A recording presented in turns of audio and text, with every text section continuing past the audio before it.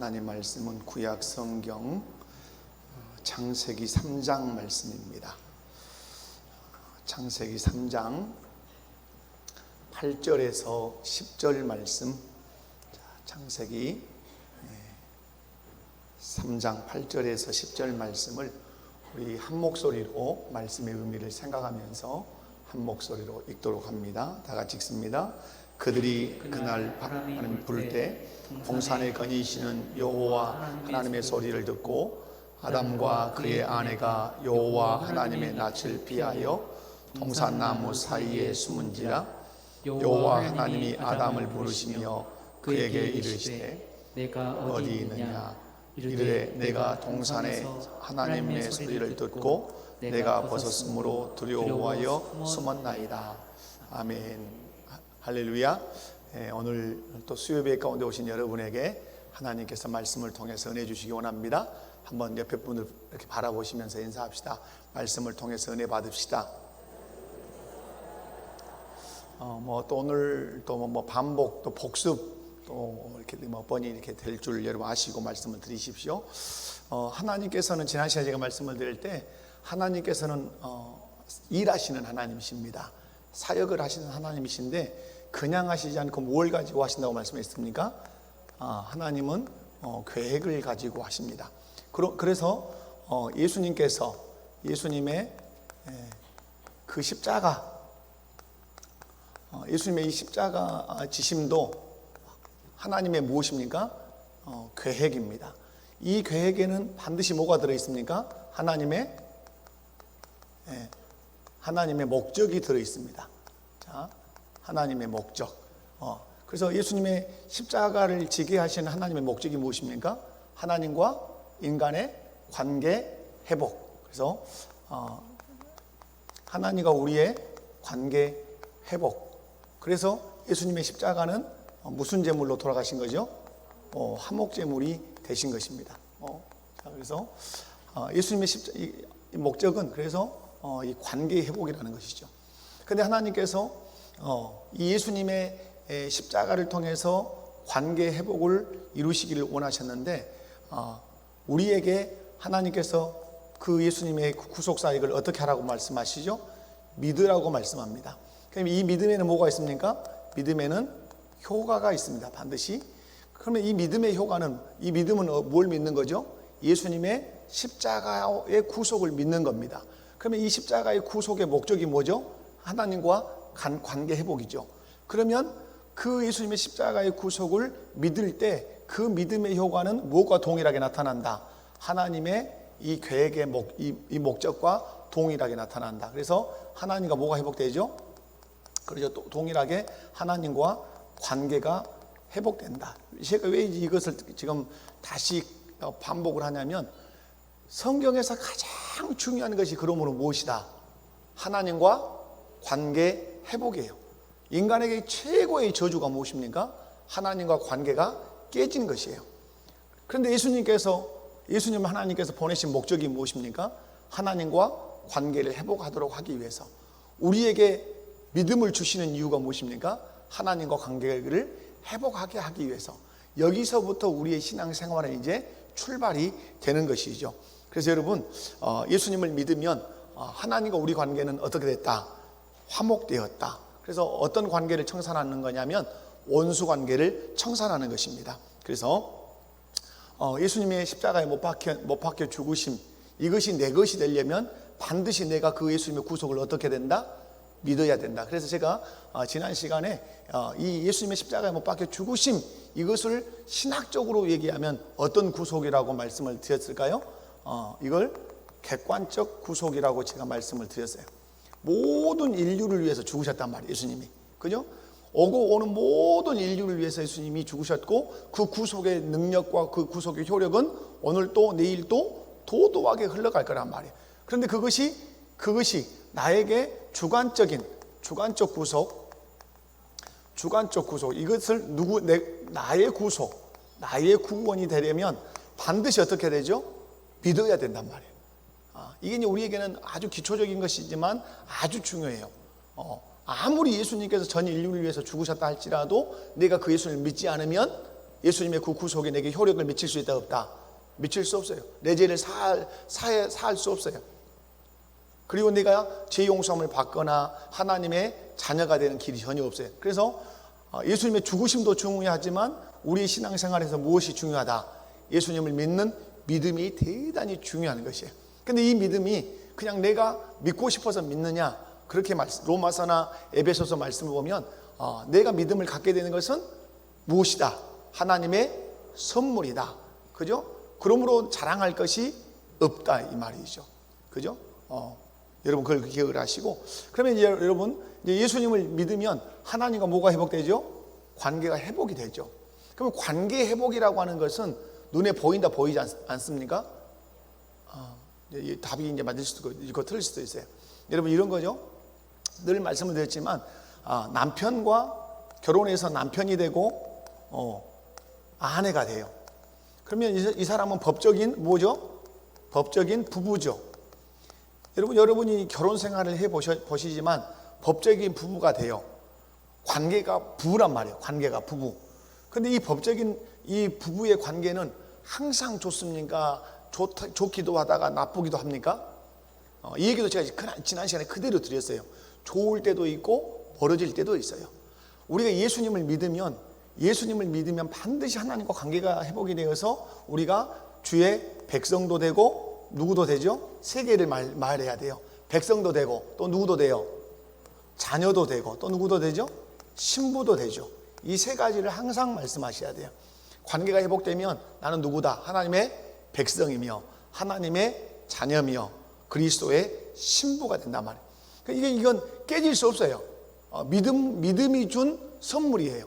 그런데 이제 이 백성, 왕과 백성의 관계, 아버지와 자녀의 관계, 신랑과 신부의 관계는 깨질 수가 없어요. 그럼에도 불구하고 그 관계가 좋을 수도 있고 그 관계가 좋지 않을 수도 있어요. 이것은 전적으로 왕이 계시고 아버지가 계시고 그죠? 신랑이 계시는데 누구 측면에서 관계가 좋았다 안 좋았다 할 수 있어요. 왕 아버지 신랑에 의해서 관계가 좋았다 안 좋아졌다 하는 거예요? 백성 자녀 신부에 의해서 관계가 좋았다 안 좋아졌다 하는 거예요? 뒤에 얘기죠. 곧 우리에 의해서 하나님 아버지와 관계가 좋아지기도 하고 나빠지기도 하고 그죠? 예수님과 우리의 관계가 좋아지기도 하고 좋아지지 않기도 하고 한다면 누구의 태도에 의해서? 우리의 태도에 의해서. 근데 우리는 자꾸 누구를 탓하는 경향성이 있냐면 하나님이 자꾸 뭔가 잘못되신 분인 것처럼 말하는 그런 마음도 있어요. 그건 옳지 않아요. 하나님은 어제나 오늘이나 영원토록 변함이 없으세요. 그 사랑에 대해서 변함이 없고 우리와 관계에 대해서 전혀 변함이 없으세요.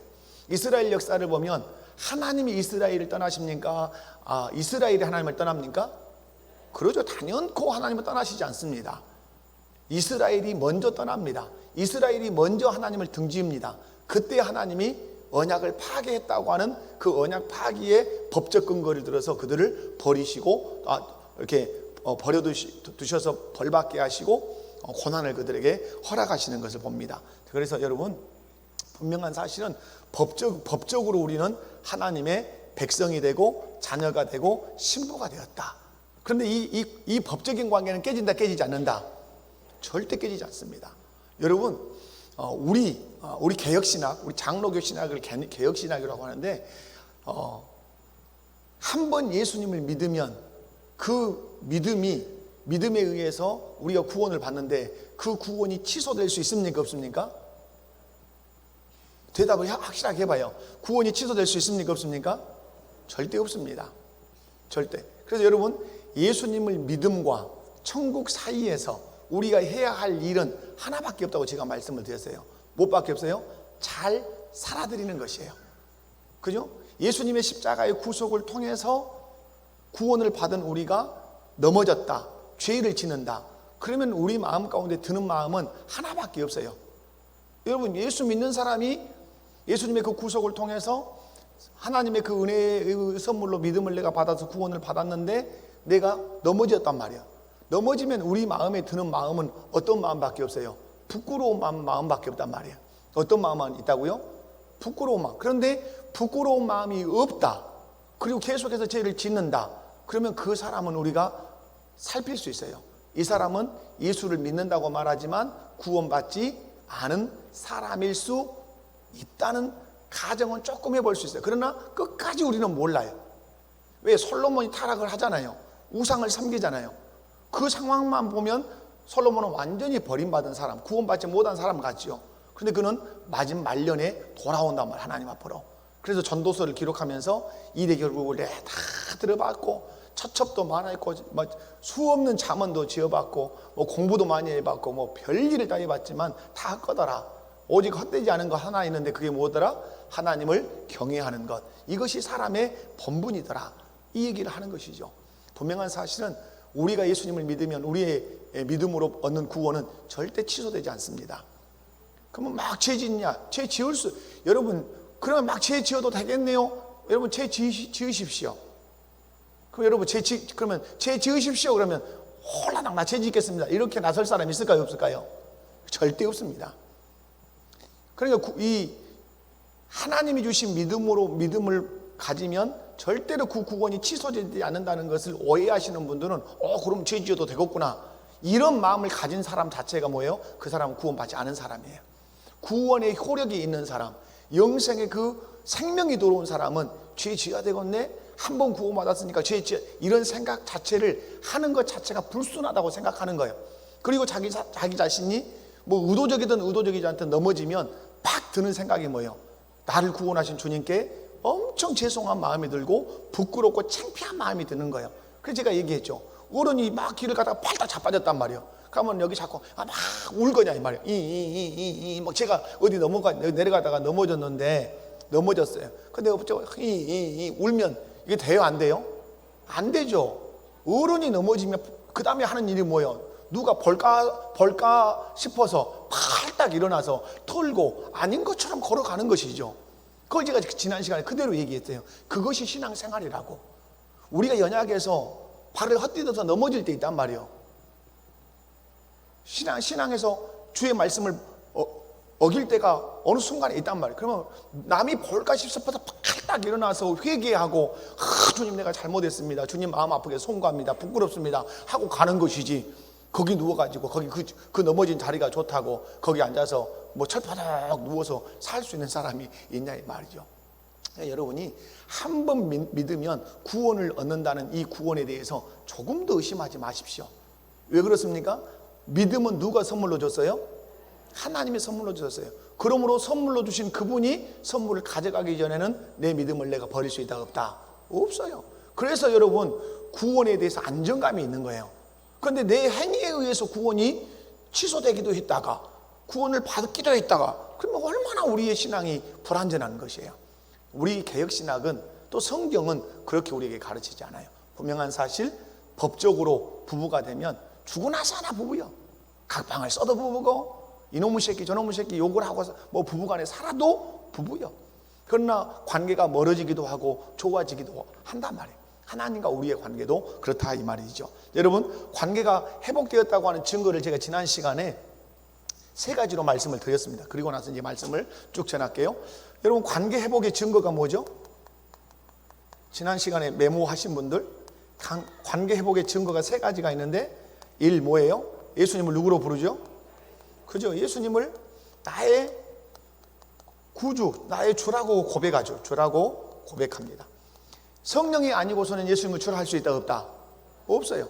그럼 그걸로 끝나냐? 예수님을 주라고 고백한 그 사람은 진짜 예수님이 주인 것을 나중에 표현하는 방식이 나타나요. 이제 그 얘기 할게요. 자, 예수님을 주인이라고 고백하면 그 다음에 또 하나가 생기죠. 예수님을 주라고 고백하면 내게 누구의 영이 들어오죠? 아들의 영이 들어온단 말이에요. 양자의 영이 들어와요. 갈라디아서 말씀과 로마서 말씀에 그걸 얘기하죠. 내가 예수님을 믿으면 누구의 영을 주신다고요? 아들의 영. 그래서 내가 하나님을 아빠, 아버지라고 부른단 말이에요. 그래서 예수님을 나의 구주라고 고백하면 그 다음에 하나님을 누구라고 부른다고요? 하나님을 아버지라 불러요. 그래서 우리가 기도할 때 우리는 그와 같이 기도하지 않아요. 어디 누구한테 뭘 부탁해야 될까 이러지 않아요. 우리는 천상에 계시는 하나님 아버지를 다 기억해요. 여러분이 예배당에 오셔가지고 누구 이름 부르며 기도했어요?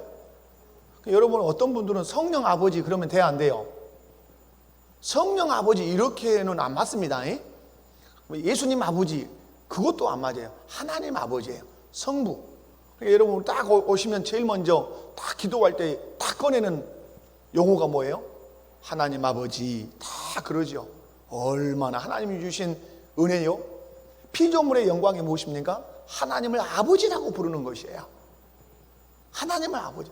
너희가 하나님을 아버지라 부른즉, 하나님을 아버지라 부른즉, 그 하나님 아버지가 어떤 아버지입니까? 천지 만물을 창조하신 창조주요, 모든 것의 주인이요.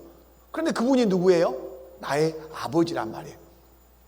그러니까 우리가 기도할 때 하나님 아버지라 부르세요. 그런데 이거 하나님 아버지라 부르게 된 것은 그냥 되지 않아요. 예수님을 누구라고 고백한 후에, 나의 구주라고 고백한 후에, 그러면 이 구주께서 나를 누구에로 이끌고 간다고요? 하나님 아버지께로 이끌고 가요.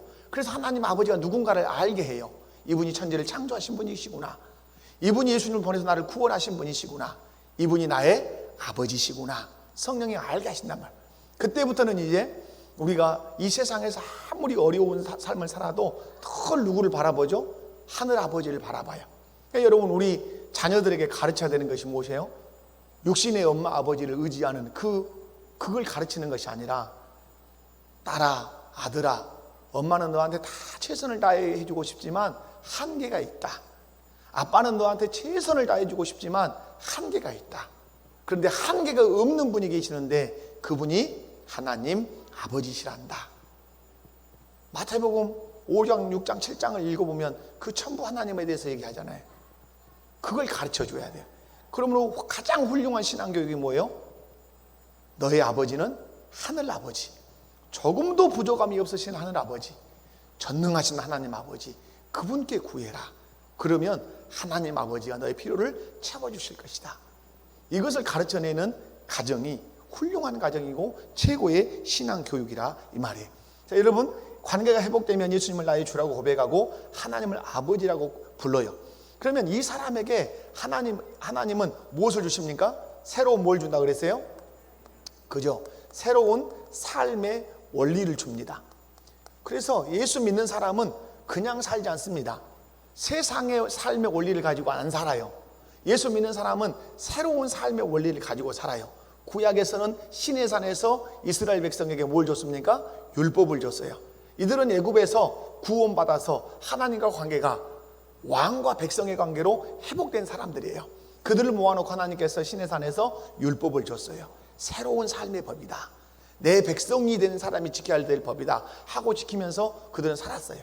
그리고 또 하나 뭘 줍니까? 예배를, 제사를 줍니다. 꼭 기억하셔야 돼요. 뒤에서 제가 설명하지만 율법을 주시고 또 하나 뭘 주시죠? 법을 주시고 말씀을 주시고 뭘 주시죠? 제사제도를 주십니다. 제사제도. 이 두 기둥이 이스라엘 정체성이에요. 이 두 기둥, 말씀과 뭐? 말씀과 제사.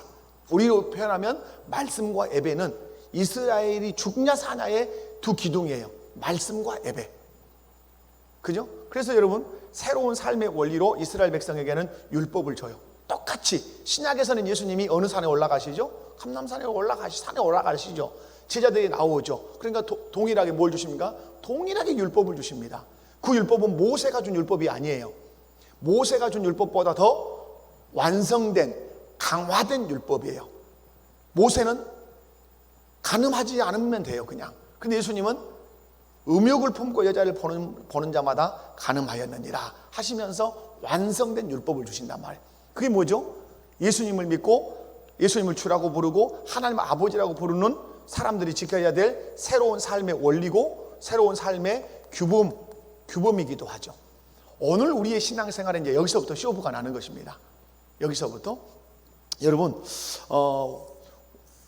우리 신앙생활이 하나님과 무슨 표현이에요? 하나님과 우리 신앙생활이란 한마디로 얘기하면 하나님과 무슨 표현이다? 하나님과 관계 표현이에요. 이 말을 여러분이 저하고 신앙생활 할 때 아주 뼛속 깊이 새겨 놓으셔야 돼요. 신앙생활은 무엇이다? 하나님과 관계 표현. 오늘 여러분 예배 무엇이에요? 무슨 생활이에요? 예배 신앙생활이죠. 신앙생활의 한 요소가 예배란 말이에요. 근데 이 예배는 여러분이 이 자리에서 앉아서 예배를 드려요. 어떻게 드릴 수 있어요? 눈 감고 잘 수도 있고 딴 생각할 수도 있고 뭐 다른 건 낙서할 수도 있고 다 할 수 있어요. 그러나 기억해야 돼요. 그것이 여러분이 하나님께 보이는 무슨 표현이에요? 관계 표현이에요. 하나님과 관계가 좋은 사람은 이 예배를 집중해서 예배를 드립니다. 주께서 우리 담임 목사를 통해서 나에게 하실 말씀이 있다. 내가 들을 것이 듣겠습니다 하고 들어요. 하나님과 관계가 깨진 사람은 여러분 관계가 깨지면 뭘 듣기 싫죠? 소리를 듣기 싫습니다. 오늘 우리가 창세기 3장 8절에서 10절을 읽었지만 하나님의 소리가 들리니까 누가 두려워하죠? 아담과 하와가 두려워합니다. 왜 그렇습니까? 관계가 깨졌기 때문에 그렇습니다. 관계가 깨지면 그 사람과 말하기 싫습니다. 그 사람이 하는 말 듣기 싫습니다. 여러분이 오늘 여기서 이 예배에서 하나님과 관계가 나는 아주 좋다, 예수 그리스도의 그 십자가로 인해서 화목된 관계일 뿐만 아니라 더 관계를 내가 발전시켜가면서 하나님과 아주 사랑의 관계로 내가 유지하고 있다. 그럼 여러분이 예배 가운데 어떻게 드리겠어요? 딴 생각할 수도 없고 낙서도 할 수도 없어요. 주께서 내게 말씀하실 거야. 내가 가야 할 길을, 내 인생의 고민을 가지고 있는데 이 고민에 대해서 하나님이 말씀해 주실 거야 하고 쫑긋해서 말씀을 듣기도 하겠죠. 여러분 부부관계 뒤에서 설명하겠지만 부부 가정에서 저와 아내가 있어요.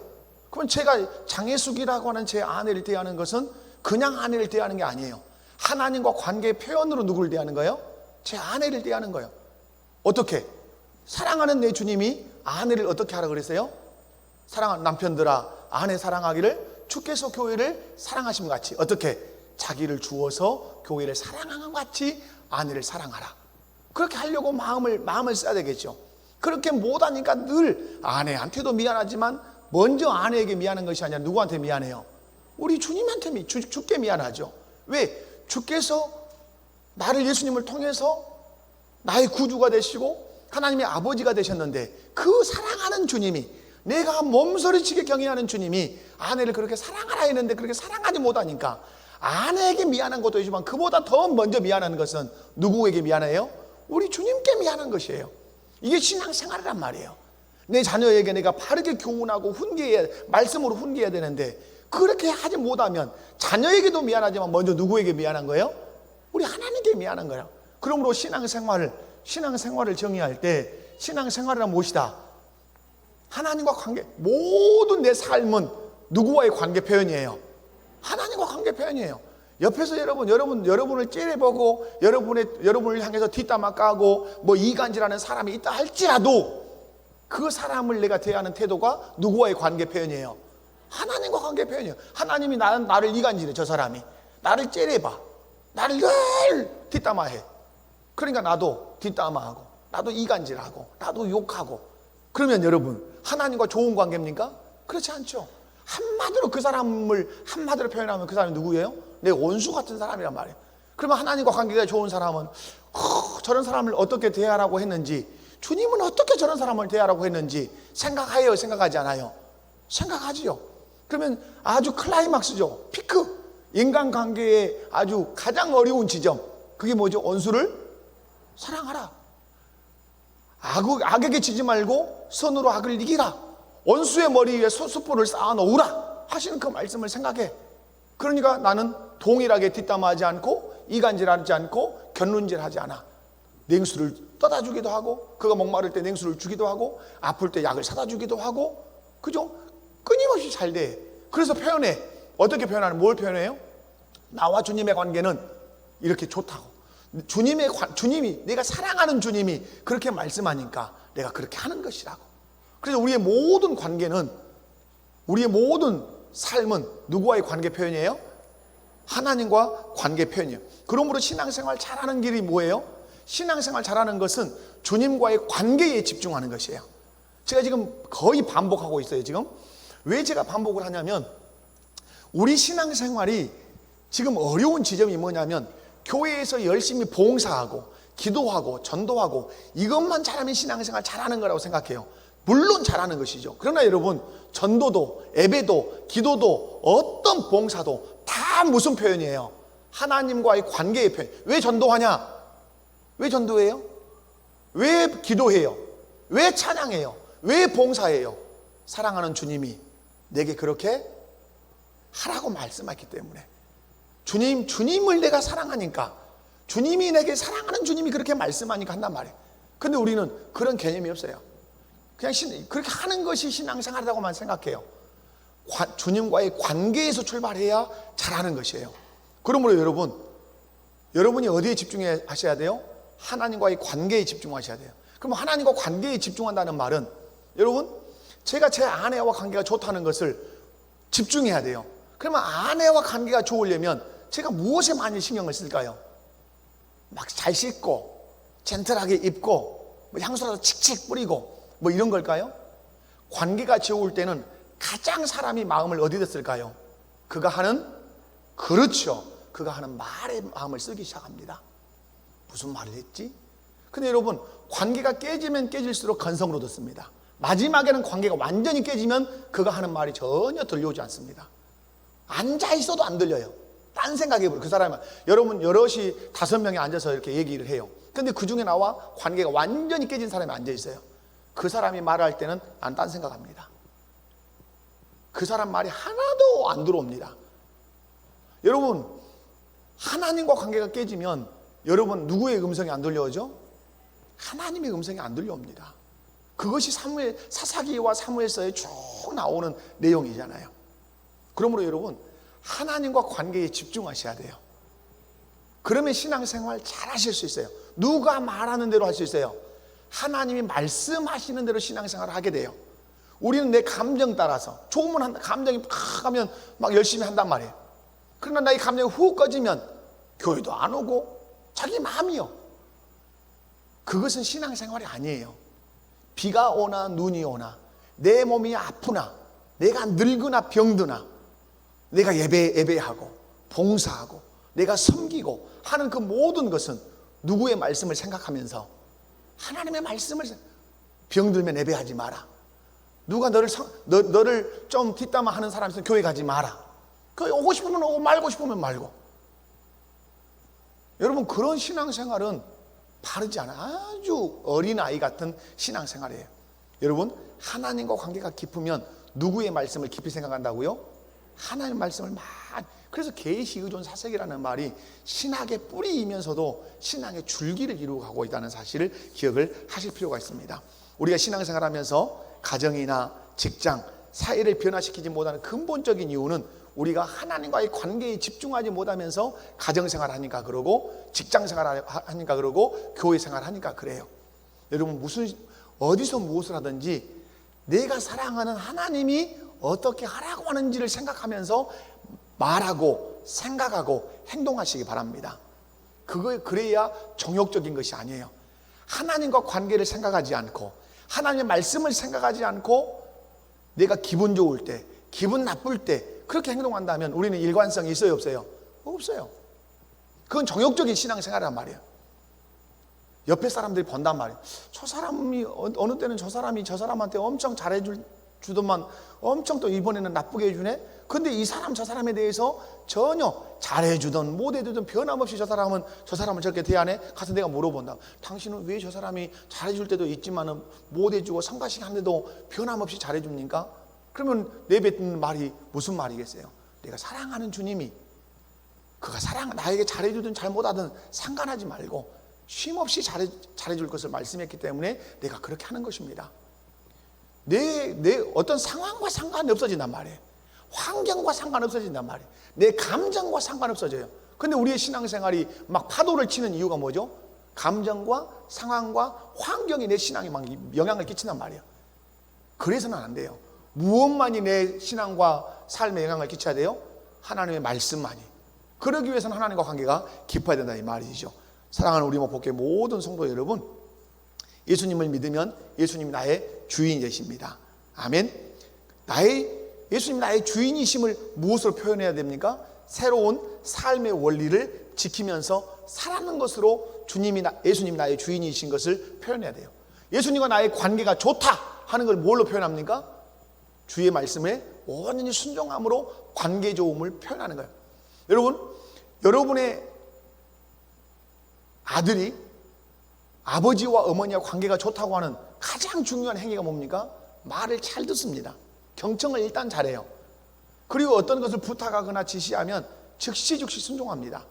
그러나 그 자녀가 엄마와 아버지의 관계가 좋지 않으면 말을 실떡궁 건성으로 듣습니다. 그리고 어떤 걸 정확하게 들었다 할지라도 어떤 것을 부탁하고 지시하면 바로 순종합니까? 바로 순종하지 않습니다. 하나님과 우리의 관계도 그렇습니다. 내가 하나님과 관계가 좋은가 안 좋은가 다르게 여러분 점검할 거 없어요. 내가 하나님 말씀 듣기를 즐겨하고 그 말씀이 내 형편과 사정과 상관없이 하나님이 내게 하신 말씀이라면 내가 즉시로 순종하고 있다면 하나님과 관계 꽤 괜찮다고 여기셔도 돼요. 그런데 하나님이 말씀하심에도 불구하고 형편을 따지고 사정을 따지고 내 감정을 따지고 상황을 따진다면 나 하나님과 관계 결코 좋은 사람이라고 말하기 어렵다 하는 사실을 여러분 기억하시면 좋겠어요.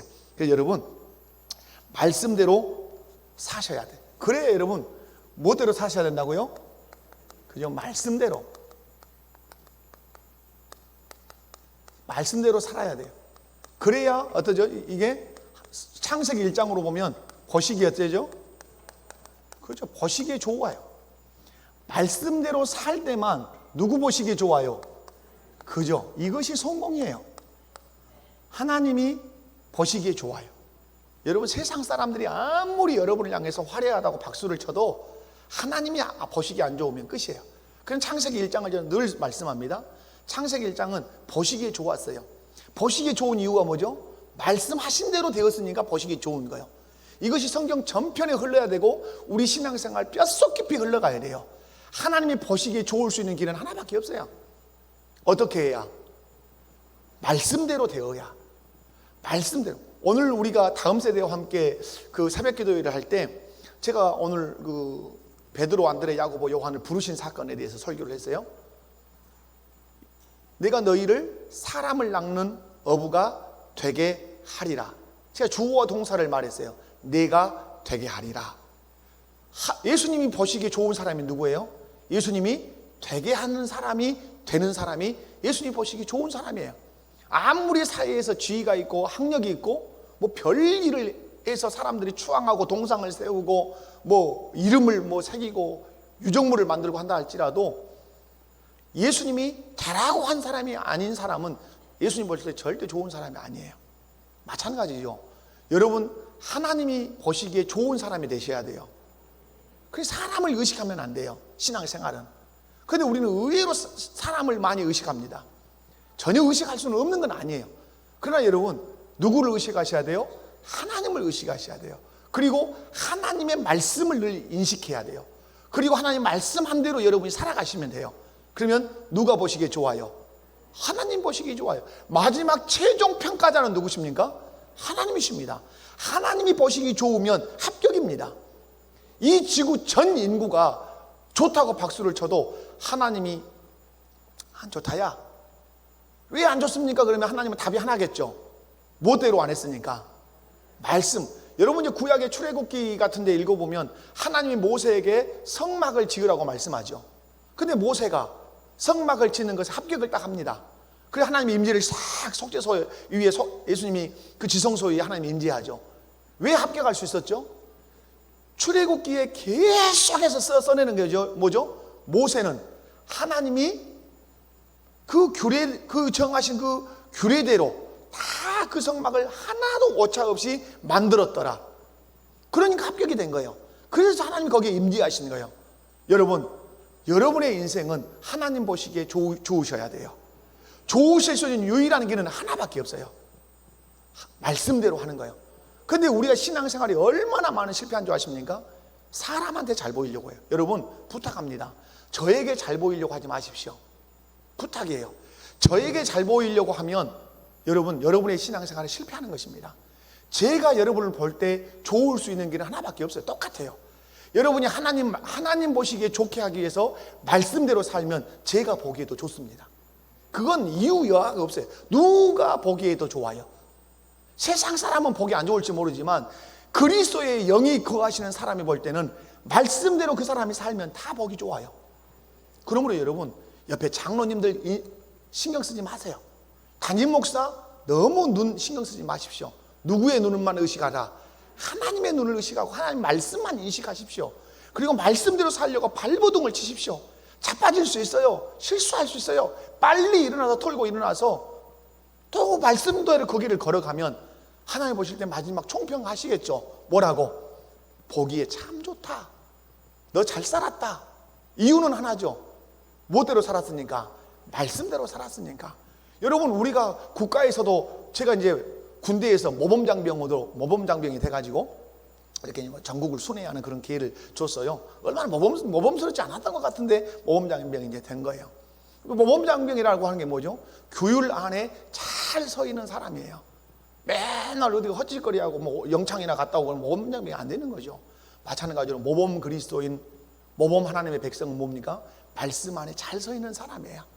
그래서 우리 목포교회 성도들, 저는 지금 신앙생활하면서 많이 이 부분을 강조할 거예요. 하나님과 관계를 늘 점검해라. 하나님과 관계가 좋다면 나는 하나님 말씀 듣기를 좋아하고 말씀에 순종하기를 좋아할 것이다. 그것으로 자기 신앙을 점검하십시오. 그리고 말씀대로 막 살아가십시오. 여러분, 왜 부모에게 잘해야 합니까? 왜 목회자에게 잘해야 합니까? 왜 성도에게 잘해야 합니까? 우리는 이렇게 생각해요. 그렇게 해야 복 받는다고 말해요. 틀린 건 아니에요. 그럼 여러분 물어볼게요. 복 안 주시면 안 하실 겁니까? 부모 공경을 하는데 하나님 복을 안 주면 안 하실 거냐 이 말이에요. 하실 거죠. 목회자 귀하게 대할 것이죠. 옆에 있는 성도들 귀하게 대하실 것이죠. 이유가 뭐예요 그러면? 복 받기 위해서? 아니죠. 내가 사랑하고 내가 경외하는 하나님이 그렇게 하는 것을 기뻐하시니까 내가 그렇게 하는 거예요. 아멘이십니까? 그것이 신앙생활을 멋지게 하는 거라 이 말이에요. 근데 우리는 복 받기 위해서라고 한단 말이에요. 그 복은 뒤에 따라오는 거예요. 복은 보너스요. 제가 여러분 이런 예화도 드렸어요. 제가 노화도에서 사역을 할 때 어느 날 외출을 하려고 하는데 구두가 반딱반딱해요. 누가 닦았냐면 우리 아들 이의연이가 초등학교 다닐 때 닦은 거예요. 아버지 외출한다고. 그러면 여러분, 이 아이가 이렇게 닦으면 우리 아빠가 분명히 10,000원짜리 하나라도 5,000원짜리 하나라도 용돈을 주고 갈 거야 하고 닦았다면 그 마음이 불량해요, 안 불량해요? 죄송하지만 불량한 거예요. 그게 기복주의예요. 그게 복을 근거로 신앙생활하는 것이 기복주의예요. 성경은 그걸 거절해요. 근데 닦아놔서 그냥 내가 아빠를 사랑해서 닦았어. 그냥 우리 아빠 출근하니까. 근데 아빠가 제가 깜짝 놀랐어. 의연아 네가 이렇게 기특한 일을 했냐고 지갑을 꺼내서 10,000원을 탁 줬어요. 이 의연이는 기대하지 않았던 거예요. 생각하지 않았던 거예요. 그냥 내가 아빠가 좋아서 아빠를 사랑해서 닦았는데 생각지 않은 뭐가 온 거예요. 일명 복이 온, 10,000원짜리 복이 온 거예요. 그래야 기뻐 날뛰죠. 근데 내가 기대해서 했어. 근데 아빠가 안 주고 가? 그럼 누구 때문에 시험 들어요? 아빠 때문에 시험 들어. 왜 하나님 때문에 시험 들 수 있습니까? 내가 기대하고 하나님께 복 주실 걸 기대하고 부모 공경도 하고 목사님한테 잘하기도 하고 성도들한테 잘하기도 하고 뭐가 어떤 행사가 있으면 열심히 후원도 했는데 하나님 복을 안 줘. 그러면 삐치죠. 누구한테 삐쳐요? 하나님 앞에도 삐치죠. 그게 옳은 신앙생활이냐 이 말이에요. 결코 아니란 말이에요. 우리가 하는 모든 행위는 뭘 얻기 위해서가 아니에요. 주지 않으셔도 이미 큰 걸 다 받았는데 주지 않으셔도 하나님이 사랑하는 하나님이 이걸 이렇게 하라고 하면 하라고 했으니까 이것을 할 때 누가 기뻐하시니까? 하나님 기뻐하시니까 하는 거예요. 그랬는데 하나님이 뭘 주시면 예기치 않은 복을 주시면 내가 펄쩍펄쩍 뛰는 것이죠. 그래서 내 입술에서 감사와 찬양이 넘쳐날 수밖에 없는 것이죠. 사랑하는 성도 여러분, 예수님 믿어서 하나님과 관계가 회복되면 하나님이 새로운 삶의 원리를 주셔요. 새로운 삶의 원리를 붙들고 여러분 살아내셔야 돼요. 아멘이십니까? 그래서 내가 하나님과 관계가 좋다고 하는 표현을 뭘로 한다? 이 말씀에 순종을 통해서 하게 된다. 왜 아내가 남편에게 복종하는가? 왜 남편이 아내를 죽기까지 헌신하면서 사랑하는가? 왜 자녀가 부모에게 공경하고 순종해야 되는가? 왜 부모는 자녀를 주의 교훈과 훈계로 양육해야 되는가? 왜 그렇게 잘해야 되는가? 다른 데 있지 않죠. 그래야 우리 가정이 성공하니까? 그것도 아니죠. 내가 사랑하고 경외하는 하나님이 그렇게 하라고 말씀했고 그렇게 할 때 누가 기뻐하시니까? 하나님이 기뻐하시니까 그렇게 한단 말이에요. 그렇게 하면 하나님이 기뻐하시고 우리 가정 안에 하나님 나라가 이루어진다는 사실 여러분 의심 없이 믿으시기 바라요. 그러면서 여러분 관계할 때는 관계할 때는 사람들과 관계를 맺고 누구와 관계를 맺을 때는 무엇을 생각하면서 하나님과 그분의 말씀을 생각하면서 여러분이 관계를 맺으셔야 돼요. 왜 교회를 향해서 여러분 열심을 내는가? 왜 교회를 향해서 열심을 내야 돼요? 여러분 훗날에 후일을 생각하면서 후일에 내가 장로 돼야 되니까, 권사 돼야 되니까, 안수집사 돼야 되니까, 썩어 빠진 정신이죠. 따지고 보면 그런 의식 자체는 없어야 돼요. 단 하나, 이렇게 하면 누가 기뻐하십니까? 하나님 기뻐하십니까? 여러분 하나님만 기뻐한다면, 이것을 했는데 하나님만 기뻐하신다면 나는 여한이 없다. 이것이 내 기쁨이다. 그래서 종의 성공은 뭐예요? 종의 성공을 그렇게 고생했는데도 불구하고 종의 성공은 뭐 주인이 기뻐하면 그냥 기쁜 거예요. 이게 종의 성공이란 말이에요. 마찬가지로 우리의 성공이 뭐예요? 하나님이 기뻐하시면 그 성공인 것이요. 그런 신앙생활을 우리 목포교회 모든 성도들이 꼭 해가시길 바라요. 여러분 관계의 표현에서는 이 부분만 하고 마치도록 제가 하겠습니다. 여러분 관계가 회복되면, 그래서 무엇에 대해서 좋은 태도를 보이죠? 그죠? 관계가 회복되면 말씀에 대한 태도가 어떤다? 태도가 늘 발라요. 발음. 또 하나가 뭘까요? 또 하나가 예배의 태도예요. 예배의 태도가 항상 발라요. 여러분 성경은 이 두 가지 기둥으로 가요. 창세기 3장 말씀의 타락이에요. 아담과 하와가 말씀에 대해 타락했어요. 창세기 4장 가인과 아벨, 무슨 타락이에요? 예배의 타락이에요. 자, 믿음의 조상 아브라함에게 가요. 아브라함이 무엇을 쫓아갔어요? 말씀 쫓아갔어요. 말씀을 쫓아간 아브라함이 간 곳마다 하는 것이 뭐예요? 단을 쌓는 거예요. 예배예요. 아브라함의 신앙의 두 기둥은 말씀과 기도예요. 자, 신의 산으로 온 모세, 뭘 받습니까? 신의 산에서 말씀 받습니다. 율법 받습니다. 그리고 또 하나 받습니다. 뭘 받습니까? 제사 제도를 받습니다. 말씀과 예배입니다. 여러분 다윗이 성공할 수 있었던 것이 무엇입니까? 다윗이 성공할 수 있었던 것은 율법을 붙들었습니다. 그리고 어디에 마음을 쏟았습니까? 성전의 마음을 쏟았습니다. 예배의 마음을 쏟았습니다. 여러분 예수님께서 공생의 기간에 40일 금식하시고 사단에게 시험 받습니다. 그때 두 가지 중요한 축이 있습니다. 사람이 떡으로만 살 것이 아니요 하나님의 입에서 나오는 모든 말씀으로 살 것이니라. 모든 것을 내가 너에게 줄 테니까 내게 엎드려 경배해라. 주 너의 하나님만 경배하라. 사단아 물러가라. 예수님의 공생애에서 외쳤던 두 가지 기둥이 있습니다. 뭐가 무엇이다? 말씀과 예배예요. 여러분 시편, 성경의 중앙에 서 있는 시편 1편과 2편 중요한 겁니다. 1편이 무엇에 대한 말씀입니까? 복 있는 사람은 여호와 율법을 주야로 즐거워해서 그것을 묵상하는도다. 묵상할 때 형통하도다. 2장 시편 2편이 무엇입니까? 경배, 내 아들에게 입맞추라. 그 경배예요. 시편 1편과 2편이 시편을 끌고 갈 때 무엇과 무엇을 끌고 갑니까? 말씀과 예배로 시편을 끌고 갑니다. 그러므로 창세기에서부터 요한계시록, 맞아요. 요한계시록도 동일해요. 창세기부터 요한계시록까지 두 기둥으로 신앙의 기둥이 두 개가 쫙 서 있는데 그것이 무엇이다? 말씀과 예배라는 사실. 말씀과 예배는 누구에 대한 태도를 보이는 거예요? 하나님과의 내 관계의 태도를 보이는 거예요. 관계가 좋은 사람은 말씀을 잘 듣습니다. 그리고 말씀에 순종합니다. 하나님과 관계가 좋은 사람은 예배하기를 기뻐합니다. 그런데 무너질 때는 뭐가 무너지죠? 이 말씀이 무너지고 예배가 무너집니다. 여러분 사울이라고 하는 사람이 두 개가 무너집니다. 자, 아말렉과의 전투에서 하나님이 금하신 것이 있었습니다. 무엇이었습니까? 하나도 살려오면 안 된다. 다 죽여라. 근데 크게 두 가지를 살려왔습니다. 소를 살려왔습니다. 잼을 삼겠습니다. 또 뭘 살려왔습니까? 왕을 살려왔습니다. 아각이라고 하는 왕을 살려왔습니다. 그때 사무엘이 나타나서 사울에게 말합니다. 여호와의 말씀을 버렸으므로 하나님이 당신이 왕이 되지 못하도록 버리셨습니다. 그죠? 또 하나 사울의 실패가 있습니다. 사무엘이 돌아와야 하는 기한이 있는데 지금 시간이 되지 않아요. 시간이 오버된단 말이에요. 그때 사울이 어떻게 합니까? 자기가 제사를 집전합니다. 그때 다시 사무엘에게 듣습니다. 사울의 실패가 무엇입니까? 말씀의 실패요? 예배의 실패라는 사실을 사울을 통해서 여실하게 보여줍니다. 우리 신앙생활의 성공과 실패는 하나님과 관계로 나타나는데 그 관계를 여실히 보여주는 두 가지 기둥이 무엇이다? 말씀과 예배라고 하는 사실을 여러분 꼭 기억하십시오.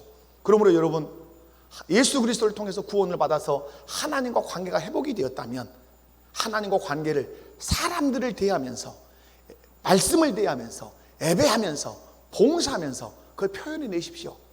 하나님과 나는 좋은 관계, 이것을 함으로 하나님이 기뻐하신다는 그 말씀이 있기 때문에 내 상황과 환경과 감정을 따지지 않고 하나님이 기뻐하신다면 나는 그 일을 한다. 이런 신앙생활을 하신다면 여러분 우리 교회 안에서 하나님 나라가 보일 것입니다. 여러분의 가정 안에서 하나님 나라가 꽃피어올 것입니다. 우리의 심령 안에 상황은 어려워도 우리의 심령 안에 의와 희락과 평강이 넘치는 은혜가 있을 줄로 믿습니다. 그래서 성경의 중심 메시지는 관계 회복이다.